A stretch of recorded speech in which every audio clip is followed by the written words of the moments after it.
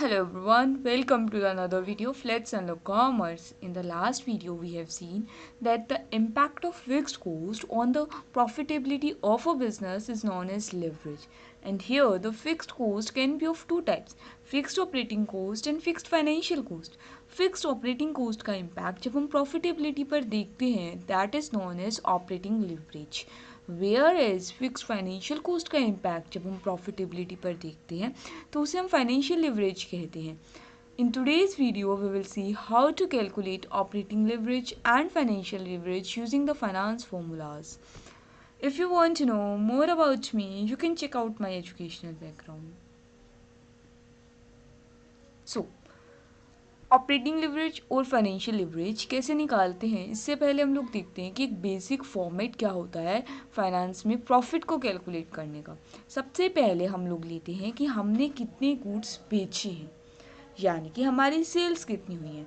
उसके अंदर से हम वो कॉस्ट पहले डिडक्ट करेंगे जो पर यूनिट पर चेंज होती रहती है, यानी कि हमारी वेरिएबल कॉस्ट. फिर सेल्स में से जब हम वेरिएबल कॉस्ट को माइनस कर देते हैं, फिर जो हमारे पास आता है that is known as contribution. अब कॉन्ट्रीब्यूशन में से हम वो कॉस्ट डिडक्ट करते हैं जो हमारी फिक्स रहेगी, जिससे फ़र्क नहीं पड़ता कि हम कितना बना रहे हैं, यानी कि fixed cost. And here the fixed cost means fixed operating cost. Contribution minus fixed operating cost is known as EBT, EBIT. EBIT means earning before interest and tax. EBIT में से जब हम फिक्स्ड फाइनेंशियल कोस्ट को minus करेंगे, यानी कि जो हमारा इंटरेस्ट का अमाउंट है जो हमें डिबेंचर होल्डर्स को देना है in return of their money, तो वो हमारे पास डिडक्ट हो जाएगा. एंड आफ्टर डेट जो हमारे पास बचेगा that is earning before tax. And after debt जो हमारी टैक्स की परसेंटेज होगी उसके अकॉर्डिंग हम टैक्स निकाल के वो डिडक्ट कर देंगे, तो we came to earning after interest and tax. यानी कि वो अमाउंट जो हमारे पास अवेलेबल है हमारे शेयर होल्डर्स को में बांटने के लिए एज अ डिविडेंड, या फिर अगर हमें रिटेन करना है तो हम उस अमाउंट में से रिटेन्ड अर्निंग की तरह रख भी सकते हैं बिजनेस के अंदर. तो ये एक बेसिक फॉर्मेट होता है प्रॉफिट निकालने का. एंड हमारे जो लिवरेज के क्वेश्चंस होते हैं वो 99% इसी फॉर्मेट पे बेस्ड होते हैं. सबसे पहले देखते हैं ऑपरेटिंग लिवरेज निकालने का फॉर्मूला. ऑपरेटिंग लिवरेज में अंदर किसका इम्पैक्ट देखते हैं, फिक्स्ड ऑपरेटिंग कॉस्ट का. किसके ऊपर, हमारी प्रॉफिटेबिलिटी. अब पीछे वाले फॉर्मेट में हम लोगों ने देखा था कि प्रॉफिटेबिलिटी जो कि फिक्स्ड ऑपरेटिंग कॉस्ट के बाद निकलती है उसे हम बोलते हैं earning before interest and tax. तो यानी कि कंट्रीब्यूशन और earning before interest and tax का अगर हम लिंक निकाल लेते हैं तो वो जो चेंज होगा वो किसकी वजह से आएगा, फिक्स्ड ऑपरेटिंग कॉस्ट की वजह से. सो ऑपरेटिंग लीवरेज को निकालने के लिए हम लोग क्या करते हैं, कंट्रीब्यूशन को डिवाइड कर देते हैं हमारे EBIT से, या फिर हम बोल सकते हैं कि कंट्रीब्यूशन को डिवाइड कर दिया कंट्रीब्यूशन माइनस फिक्स्ड कॉस्ट से, सेम ही बात है. तो चलो अब कुछ क्वेश्चंस देखते हैं जिससे कि हमारा ये कंसेप्ट जो है और ज़्यादा क्लियर हो सके. तो सबसे पहले इस क्वेश्चन के अंदर हम लोगों ने फॉर्मेट वही लिया जो बेसिक फॉर्मेट हमारे पास होता है. उसके अंदर हम लोगों ने जो अमाउंट्स हैं वो हम क्वेश्चन बाय क्वेश्चन चेंज करते जाएंगे. एंड देन हम देखेंगे कि फिक्स्ड कॉस्ट के बढ़ने से ऑपरेटिंग लिवरेज में क्या इम्पैक्ट आता है, या फिक्स्ड कॉस्ट के घटने से ऑपरेटिंग लिवरेज पे क्या इम्पैक्ट आता है. तो इस क्वेश्चन में हमने जो हमारी सेल्स हैं वो हैं 10,000 की, वेरिएबल कॉस्ट 2,000 की. तो हमारा जो कंट्रीब्यूशन आ गया वो है सेल्स माइनस वेरिएबल कॉस्ट, यानी कि 8,000. उसके बाद जो हमारी फिक्स्ड कॉस्ट है वो है 4,000 की. तो कंट्रीब्यूशन माइनस फिक्स्ड कॉस्ट से क्या आ जाएगा, EBIT. EBIT आ गया हमारा 4,000. एंड देन हमारा जो इंटरेस्ट है यानी कि फिक्स्ड फाइनेंशियल कॉस्ट कितनी है, 1,500 रुपये. तो हमारा जो EBT है वो आ गया 4,000 माइनस 1,500 यानी कि 2,500 रुपये. और हमारा जो टैक्स है वो है 250, 2,500 का 10%, तो 250. तो हमारा जो PAT आ गया, प्रॉफिट आफ्टर टैक्स, पैट. तो पैट कितना आ गया हमारा 22,500 यानी कि 2,250. अब ये तो एक बेसिक जो फॉर्मेट था वो हो गया. अब इसमें से हम ऑपरेटिंग लिवरेज कैसे निकालेंगे, हम तो इसमें से हम ऑपरेटिंग लीवरेज कैसे निकालेंगे. जो हमारा ये कंट्रीब्यूशन है यानी कि 8,000 रुपये, इसको हम डिवाइड करेंगे किससे, हमारे EBIT से, यानी कि 4,000 रुपये से। 8,000 को हम 4,000 से डिवाइड कर देंगे तो हमारा क्या निकल जाएगा, ऑपरेटिंग लिवरेज। देखो हमने यहाँ पे कंट्रीब्यूशन दिया, यहाँ पे कंट्रीब्यूशन में से 4,000 रुपये हमारे फिक्स्ड कॉस्ट के क्या कर दिए, माइनस कर दिए, तो इससे हमारा क्या आ गया, EBIT आ गया। अरे EBIT को जब हमने कंट्रीब्यूशन से डिवाइड किया तो हमारा क्या आ गया, ऑपरेटिंग लिवरेज, दैट इज 2। अब in the same question, what happened when we decrease the fixed cost from 4,000 to 2,000? अब जब हमने फिक्स्ड कॉस्ट को कम किया तो हमारा जो EBIT है वो बढ़ जाएगा, क्योंकि EBIT is equals to contribution minus fixed cost. तो EBIT अब 4,000 से बढ़कर हो गया हमारा 6,000 का। तो अब हम ऑपरेटिंग लिवरेज कैसे निकालेंगे, कंट्रीब्यूशन डिवाइड बाय EBIT। तो यहाँ पे आ गया कंट्रीब्यूशन को हमने डिवाइड कर दिया हमारे EBIT से, तो हमारा ऑपरेटिंग लिवरेज आ गया 1.33। तो अब हमें क्या समझ में आया कि जैसे जैसे हमारी फिक्स्ड ऑपरेटिंग कॉस्ट कम होती जाएगी हमारा ऑपरेटिंग लिवरेज भी कम होता जाएगा। जैसे ही हमारी फिक्स्ड कॉस्ट 4,000 से कम होकर 2,000 पे आई, हमारा ऑपरेटिंग लिवरेज भी 2 से कम होकर 1.33 पर आ गया। तो fixed operating cost and operating leverage have direct relationship. अब ये तो था ऑपरेटिंग लिवरेज को कैलकुलेट करने का एक फॉर्मूला। अब हम एक और फॉर्मूला देखते हैं ऑपरेटिंग लिवरेज को कैलकुलेट करने का, जिसमें हम देखते हैं degree of operating leverage. Basically क्या होता है कि यहाँ पे हमारे पास 1 साल का डाटा था, हमने क्या किया, उसको कंट्रीब्यूशन को EBIT से डिवाइड कर दिया, हमारा ऑपरेटिंग लिवरेज आ गया। अगर मेरे पास 3-4 साल का डाटा हो तो उस केस में मुझे ऑपरेटिंग लिवरेज कैसे निकालना है, डिग्री ऑफ चेंज क्या हुआ है, तो इस सब चीज़ों को जो हम निकालते हैं that is known as degree of operating leverage. तो ये एक फाइनेंशियल रेशियो होती है जो ऑपरेटिंग इनकम में कितना चेंज हुआ है सेल्स के रिस्पॉन्स में। यानी कि अगर पहले साल में सेल्स 10,000 थी, दूसरे साल में 10,000 से बढ़कर 20,000 हो गई है, तो उस चेंज से ऑपरेटिंग इनकम में कितना चेंज आएगा, that is known as degree of operating leverage. अब डिग्री ऑफ ऑपरेटिंग लिवरेज को हम कैसे निकालते हैं, परसेंटेज चेंज इन EBIT, हमारा earning before interest and tax में कितना चेंज हुआ, divide by percentage change in sales, यानी कि सेल्स के चेंज होने से जो हमारी ऑपरेटिंग इनकम है यानी कि EBIT है उसमें कितना चेंज हुआ, that is known as degree of operating leverage. अब एक एग्जाम्पल के साथ समझते हैं कि ये कैसे कैलकुलेट करेंगे। एक कंपनी है हमारे पास, कंपनी A, जिसकी सेल्स है $8 लाख एक साल में, दूसरे साल में वो $8 लाख से बढ़कर $10 लाख हो गई है।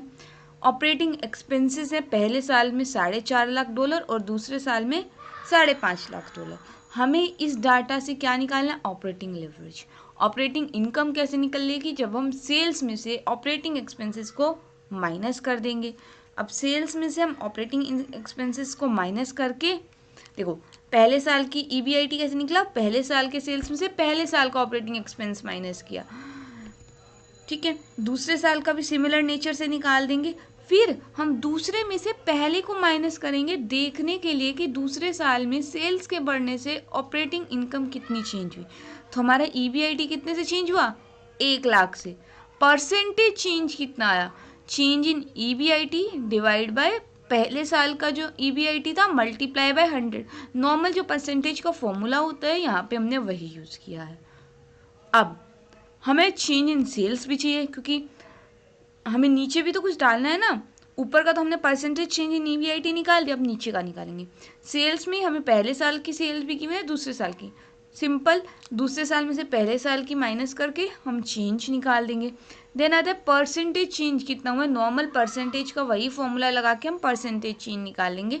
एंड आगे डिग्री ऑफ ऑपरेटिंग लीवरेज को निकालने के लिए हम क्या करेंगे, percentage change in EBIT divide by percentage change in sales. तो यहाँ से हम लोग डिग्री ऑफ ऑपरेटिंग लीवरेज हमें मिल जाएगा कंपनी ए का कितना, 1.14।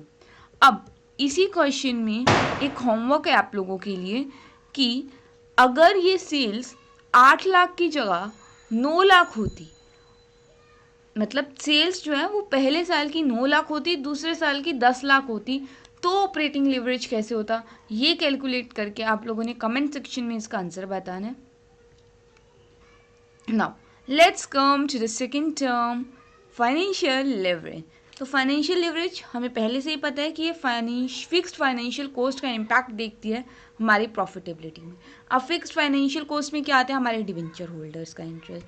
अब हम डिवेंचर से पैसा क्यों लेंगे, क्योंकि हमें कोई मशीन खरीदनी होगी या कुछ बोरो करना होगा, हमारे पास नहीं होगा हमारा पैसा, तो हम उनसे ले लेंगे, उनको बदले में इंटरेस्ट की पेमेंट करते रहेंगे। तो हम एसेट्स को परचेज करने के लिए हम बोरो कर देते हैं, जब परचेज करने के लिए हम बोरो कर लेते हैं डिबेंचर होल्डर से मनी, तो उसका इम्पैक्ट हमारी प्रॉफिटेबिलिटी पर क्या जाता है, वो हमें फाइनेंशियल लिवरेज बताती है। तो अब जो हमने बेसिक फॉर्मेट देखा था, जस्ट अ सेकेंड, हाँ, हमने उसमें क्या देखा था, अगर हम कंट्रीब्यूशन को डिवाइड कर देंगे EBIT से तो क्या आएगा, ऑपरेटिंग लिवरेज। क्यों, क्योंकि इसमें से किसको हम डिडक्ट किया हुआ है, हमने फिक्स्ड ऑपरेटिंग कॉस्ट को। सिमिलरली अगर हम EBIT को डिवाइड कर देंगे EBT से तो हमारे पास क्या आ जाएगी, फाइनेंशियल लिवरेज, क्योंकि EBIT और EBT में डिफरेंस किस चीज़ का है, फिक्स्ड फाइनेंशियल कॉस्ट का। तो वही फॉर्मूला है EBIT डिवाइड बाय EBT। अब चलते हैं एक क्वेश्चन के थ्रू देखते हैं। ABCD लिमिटेड है जिसकी कैपिटल है 5 लाख रुपए, उसके बोर्ड ऑफ डायरेक्टर्स ने डिसाइड किया कि वो 3.5 लाख रुपए इक्विटी से लेंगे एंड 1.5 लाख रुपए डिवेंचर से लेंगे एट द रेट ऑफ 10%। ठीक है, तो हम सबसे पहले बेसिक फॉर्मेट ऊपर वाला सेम है EBIT तक। EBIT में से क्या, कितने, 1.5 लाख रुपए हमने डिवेंचर होल्डर से लिए, तो 1.5 लाख का हमने 10% यहाँ पे माइनस कर दिया, किस में से, हमारे EBIT में से। EBIT कितना था, 60,000, 60,000 में से 15,000 गए, कितना बचा, 45,000 EBT आ गया। अब हमें EBIT पता है, EBT पता है, फाइनेंशियल लिवरेज निकालने के लिए क्या करना है, EBIT डिवाइड बाय EBT। तो यहाँ पे हमने EBIT को डिवाइड कर दिया EBT से, हमारी फाइनेंशियल लिवरेज आ गई 1.33। सो नाउ जो हमारा टोटल कैपिटल रेज है वो तो 5 लाख ही है, लेकिन इस बार ABC के बोर्ड ऑफ डायरेक्टर्स बोले नहीं यार, एक काम करते हैं हम लोग ना, इक्विटी शेयर्स 2 लाख ही इशू करते हैं, ज़्यादा हो रहे हैं 3.5 लाख के। तो उन्होंने क्या किया, 2 लाख के इक्विटी शेयर्स लिए और 3 लाख की क्या कर दिया, डिवेंचर्स इशू कर दिए। अब इस केस में क्या होगा, जो हमारी इंटरेस्ट की पेमेंट थी जो पहले 15,000 थी, वो 15,000 से बढ़कर 30,000 हो जाएगी। एंड जो हमारा अर्निंग बिफोर टैक्स है वो भी 45,000 से घटकर 30,000 हो जाएगा। तो अब इस केस में जो हमारी फाइनेंशियल लिवरेज आएगी वो आएगी 60,000 डिवाइड बाय 30,000, यानी कि 2। यहाँ पे हमें पता लगा कि जैसे जैसे हम ज़्यादा से ज़्यादा डिबेंचर्स इशू करेंगे वैसे वैसे जो हमारा फाइनेंशियल लीवरेज है वो बढ़ता जाएगा। लेकिन अभी इसमें एक ट्विस्ट और है कि पहले जो हमारा प्रॉफिट आफ्टर टैक्स था, यानी कि वो मनी जो इक्विटी शेयर होल्डर्स के लिए बची थी वो 40,500 रुपये थी, where as in the another case जो हमारे पास इक्विटी शेयर होल्डर्स के लिए पैसा बचा था वो सिर्फ 27,000 था। तो अब आप लोग खुद बताइए कि जैसे जैसे हम ज़्यादा डिबेंचर्स होल्ड इशू करेंगे वैसे वैसे जो कंपनी की फिक्स्ड फाइनेंशियल कॉस्ट है वो बढ़ेगी। तो क्या इक्विटी शेयर्स इससे खुश होंगे, equity shareholders? Answer is no, never. क्योंकि उन्हें ये लगेगा कि उनको जो पैसा मिल सकता है वो हो सकता है और भी ज़्यादा कम मिले। कंपनी तो एक पॉइंट पे सोच भी लेगी कि नहीं यार, हमें जो कॉस्ट ऑफ कैपिटल है वो डेट की कम होती है कंपैरेटिवली टू इक्विटी, तो हम डेट से रेज कर देते हैं। लेकिन यहाँ पे हमारे जो इक्विटी शेयर होल्डर्स हैं वो नाराज़ हो जाएंगे। उनको ये लगेगा कि उनके हिस्से का पैसा किसी और को दिया जा रहा है।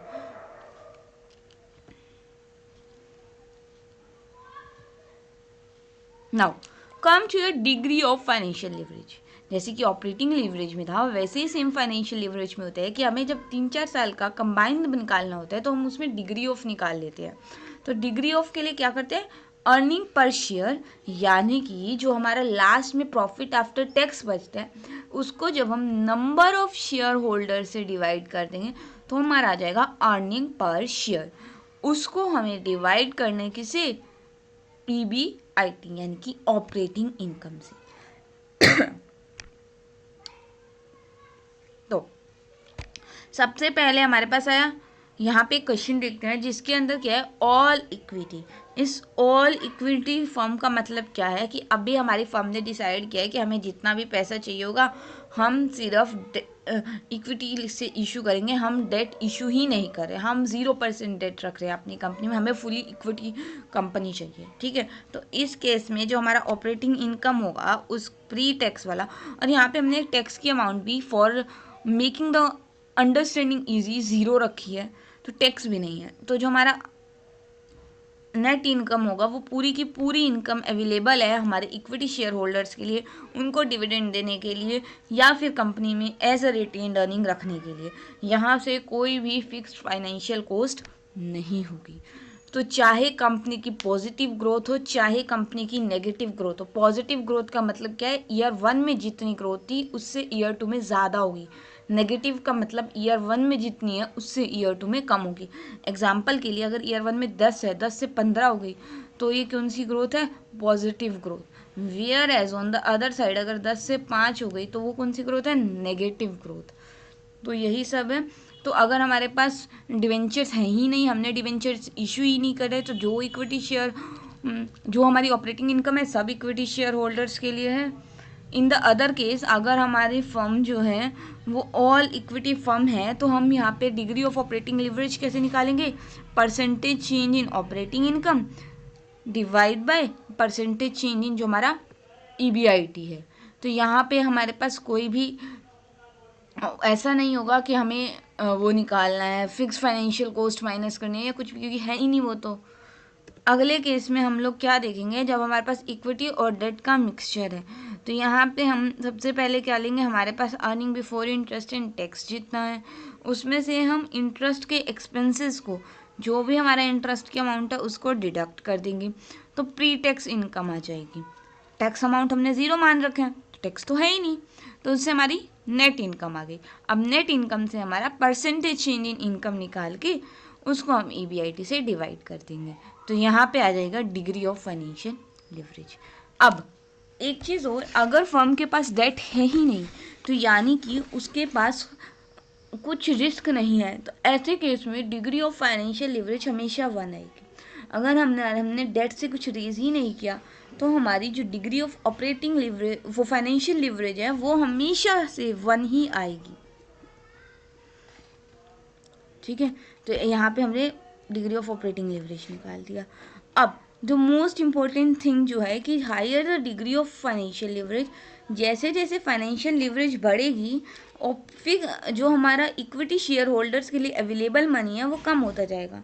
अगर हम यहाँ पे भी देखें, यहाँ पे इक्विटी शेयर होल्डर्स के लिए कितनी इनकम अवेलेबल है, $5, वेयर एज अर्न कितनी हुई थी, $10। क्यों हुआ ऐसा, कम क्यों हुई, क्योंकि हमने इंटरेस्ट दे दिया।